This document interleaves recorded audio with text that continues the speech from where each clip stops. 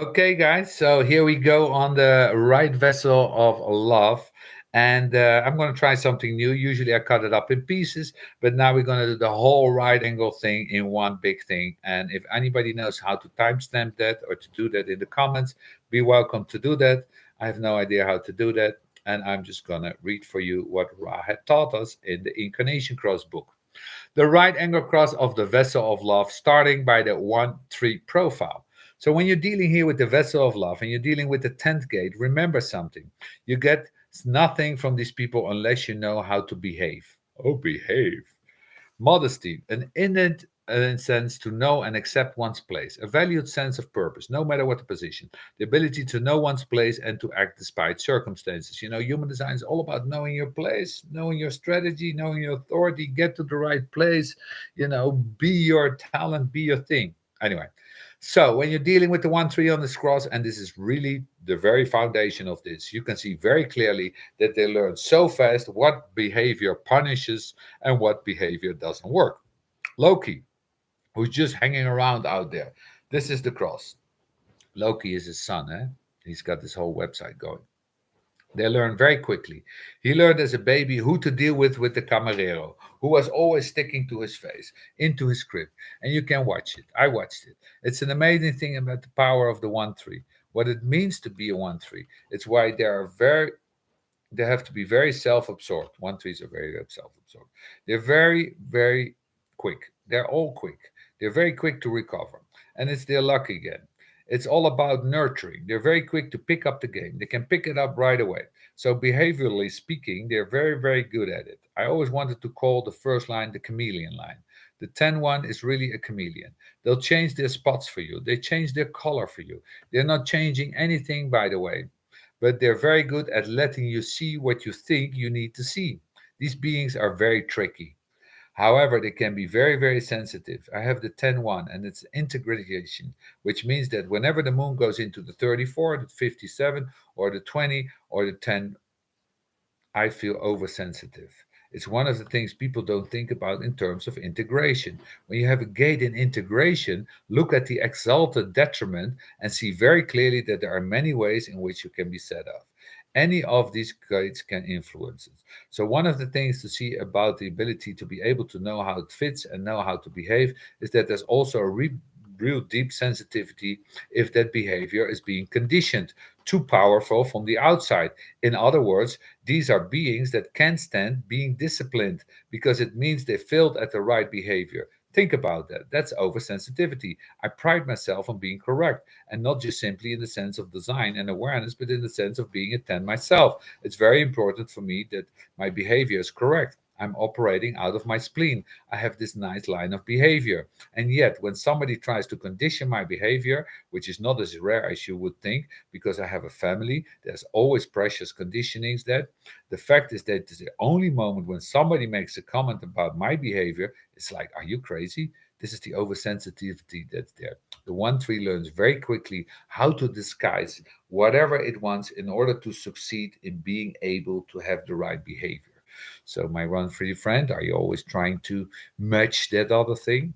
Because the 1-4 is very small, and here we go. 1-4, just 5 lines. The 1-4. The 1-4 has a dilemma. The 1-4 learns a behavior style from the imprinting and conditioning of its parents and never gives it up. And of course, that's a dilemma. They don't give it up. What's the right behavior in the jungle? It's the wrong behavior at a tea party, and yet they'll take their jungle behavior right into the tea party or vice versa. Okay, so very short. That's it. That was the 1-4. So yeah, they have the dilemma of imprinting and conditioning of the parents that they never give up. Then we go to the 2-4, the real hermit. When you get to the 2-4, we get to the 2, and we get to the concept that we deal with all the time with the 2. We're talking about the hermit, the successful sidestepping of behavior requirement through isolations, independent behavior through isolation. These are these beings that don't study like the ones. This ones study behavior. They watch how other people act. They learn to see what behavior works and what behavior doesn't work. They're very clever. But the 2-4 doesn't want to do that. It's natural for them to do that. They simply want to behave the way they behave and be left alone because they don't want to take the heat. These are the children that are very, very difficult to discipline. It's not easy. These are the kinds of children that would rather say, leave me alone. I'll go into my room and I'm going to behave the way I like in my room. And if you don't see it, I shouldn't bother you. So much of the 2-4 whole thing is to leave me alone because I don't want your comments. I know it's not about me alone because I don't want you. It's never that. No, 2-4 is a hermit because they're rejecting people. They are hermit because they're rejecting the comments. They're rejecting the inferences that comes from them. They're rejecting the criticism. They're rejecting all of the things that put pressure on the two to learn something. Think about how difficult it is for a two-line personality that can't teach its body anything to be told that has to be learned. It's a terrible position. The body, through its network, is going to be open to such opportunities, but the personality is like, leave me alone. Let me just have my behavior in isolation. 2-4 wants to avoid conditioning, and that means all two lines, roles, gates are so wonderful because they open up so many things we need to see. All second lines try to avoid conditioning, which is why that I've had enormous success in my career working with 2-4s. It's hard to assess things fairly. I'm a 5-1, so they're pure harmony to me. So there is a way in which I teach 2-4s differently than other profile. Oh, did you? I don't know. Did you? Anyway, 2-4 is very powerful, like Osho. Yet it's clear to me that there is this recognition in the 2-4 that conditioning is the enemy. Now, they may see that the conditioning in different contexts, but they do understand its principle. And of course, here we are dealing with a behavior age. You don't have the behavior being changed. Now, 2-4 is going to volunteer to go into the army. They go to the boot camp to be turned into a killer monkey. It's a very uncomfortable thing. Imagine all the 2-4s that were drafted in the Vietnam area in America. Unless they were drafted into the tank division, I don't imagine they were very happy. They'd hide inside the tank. Maybe, maybe they had a shot. This is what I love about this line. There's a lot of success here. And you have it in the fourth line as well. The successful sidestepping of behavioral requirement through isolation. It's not something you're born with, it's something you grow into. Successful sidestepping. In other words, they're good at it and they should be. Sometimes they're so good at it that they never get the call. The other thing is, if you're 10 and God shows up offering you everything and you don't like her behavior, you will never make a deal. It's like, I don't want to deal with you because I don't like the way you behave. It's the whole thing about tens. They're not prejudiced about behavior.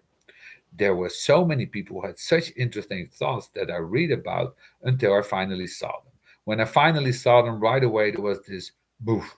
I don't think I like the way they act. I don't like the way they behave. For me, the most difficult thing about taking on this role is that I'm very, very picky about behavior. Sometimes I had to swallow my Zen sword.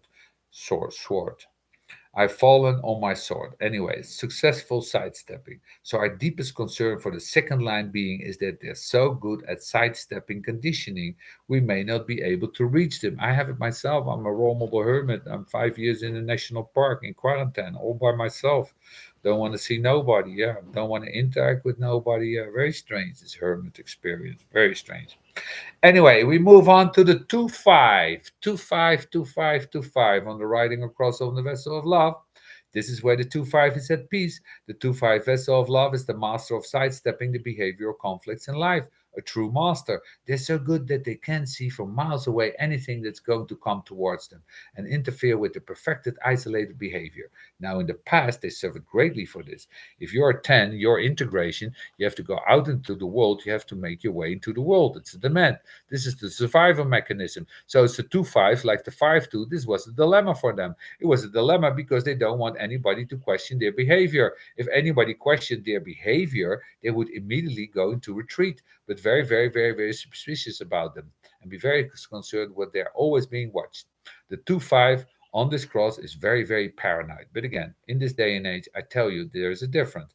These are the people who are creating virtual behaviors, the behavior on the web, the behavior on the internet, the behavior in email. In email, you can really see it. There's another quality, and you can get away with it because they can stay in their isolation. I think that over the next 20 years or so, what we're going to see is how this new kind of heresy emerging. It's one of the things that is directly connected to the relationship in the flesh. It's all just somehow out there and very different.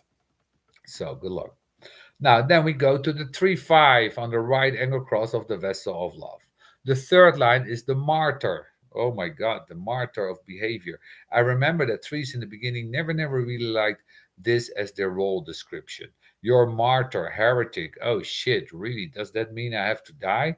Yes, it's true. We all do. The futile rejection of standards based on just awareness is the futile rejection of behavioral standards.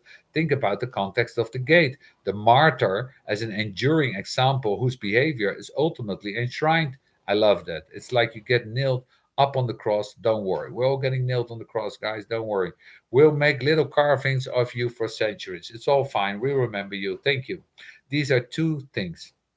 D are behavior that challenges others, and there's behavior that is intended to attract attention. The three, if their behavior isn't wrong, there's something wrong with them. This is a 10-3 for God's sake. It tries to do the right behavior and it doesn't work. That's how they learn. Not only how they learn for themselves, but they learn about the behavior. I know what it's like to act like that. Wouldn't it be great to turn all the three fives into actors or actresses? For a lot of people, the word martyr automatically assumes punishment. And it's true. The 10-3-5 really gets a whacking. But then again, they're supposed to get a whacking. It's the vessel of love. And after all, I'm not just being funny. Well, I am. Somebody has to show us that behavioral standard change. And remember the difficulty of the five, particularly the 3-5. It doesn't know the impact of its behavior. It's not its fault. It doesn't. It doesn't know what to do. It honestly doesn't know how the right behavior is. It has to find the right behavior, discovering the right behavior on its journey. What happens that it both attracts attention and challenges standards of behavior. It just does. I love playing that game. Every once in a while, I step out of my 10-1 just to have some fun and play the 10-3 game.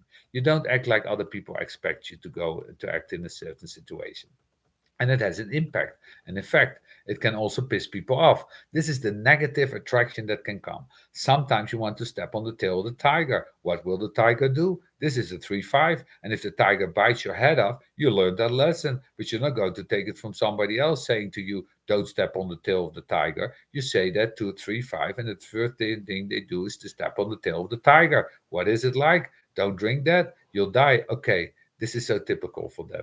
So they're really good at going into situations and testing them. And every once in a while, while they discover a better behavior mode, this is the gift. Every once in a while, they really notice that if you just adjust this because it doesn't work, we can actually do that. And remember what the 10 goes perfected form. You're dealing with the perfected form mechanism. And even though it's a difficult one, this is the perfecting of that form. The third line is a futile rejection. Think about that. Futile rejection means there's no point in rejecting it, but then you have to learn it. You only learn it, it's futile after you see it over and over again. It doesn't work. So this is their process that it doesn't work. Okay. Then we go to the 3-6. The 3-6s are not going to do well on this cross of quiz configuration because they're going to be particularly punished. And if they happen to be manifested, the likelihood of them surviving is another story. This line is the futile rejection of standards. The second line is the successful, and this is the futile. There's nothing more futile than the 3 ticks on this cross. What's so interesting about the vessel of love is that everybody thinks that the vessel of love is that these are the loving people who are putting their love out. And of course, there's some truth in that, but there are people who pull love to them. This cross is the G center cross. It's a monopole cross. It's not a personality cross or a design cross. It's really a monopole cross. The whole thing about the 3-6 that in the 3-3 phase, they put all these kinds of people towards them who are changing to try to change their behavior. They pull them. And of course, the 3-5 challenges the behavior. Most people who challenge behavior are blamed or accused of only doing it to attract attention. Now we see it's there. And so often they put into those situation where they have no other way to put it. It's forced on them, and then they get punished for it. The 3-5 is much less a martyr than the 3-6. The 3-6 is really a martyr, and I think that the only way that the 3-6 get to the roof is on his hands and his knees, literally crawling up there. So yeah, be careful. I have a friend who has to tell you, not easy for her. The 4-6, we go to the riding across of the vessel of love. When you get to the 4, you get to the theme of acceptance of norms until successful transformation can be endangered. Acceptance of norms. Norms. These are the people who are so good at pretending how to behave. This is a person who's an absolute screaming anarchist, who's working in one of these horrendous factories of continual boredom, living out a behavioral pattern until they can finally break out of it, usually with a submachine gun when they shoot everybody else in the factory.